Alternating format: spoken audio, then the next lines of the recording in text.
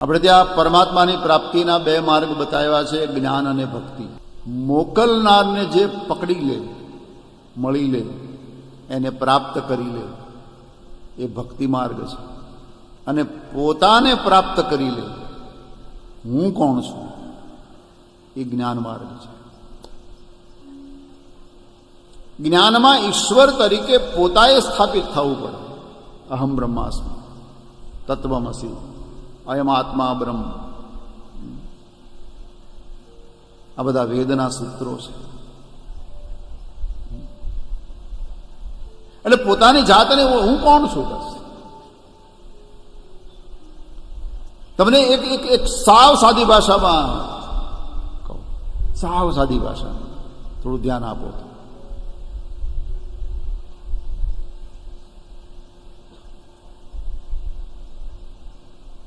કોઈ વડીલ 95-100 વર્ષે મૃત્યુ પામ્યા છે,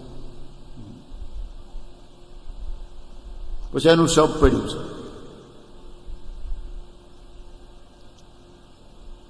પણ હવે બોલી શકતા નથી, સાંભળી શકતા નથી, ચાલી શકતા નથી, જોઈ શકતા નથી. એનું કારણ શું?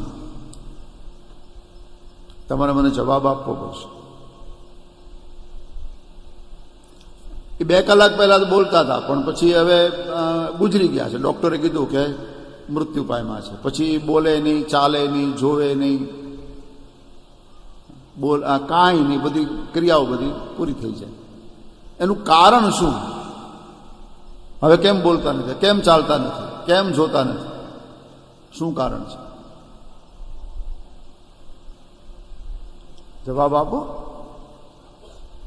તમને બધાને ખબર છે, તમે શું કામ નથી બોલતા? હા, જરા જોરથી. આત્મા નીકળી ગયો છે, બરાબર ને? હા, બસ હું એ જ કહેવા માંગુ છું.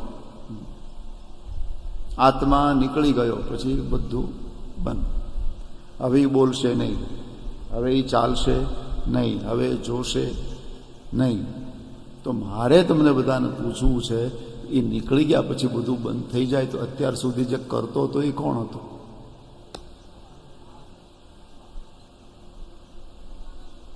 આનો વિચાર કરો. એ નીકળી ગયા પછી બોલવાનું બંધ, તો અત્યાર સુધી જે બોલતો હતો એ કોણ હતો? એ નીકળી ગયા પછી જોવાનું બંધ, તો અત્યાર સુધી જોતો હતો એ કોણ હતો?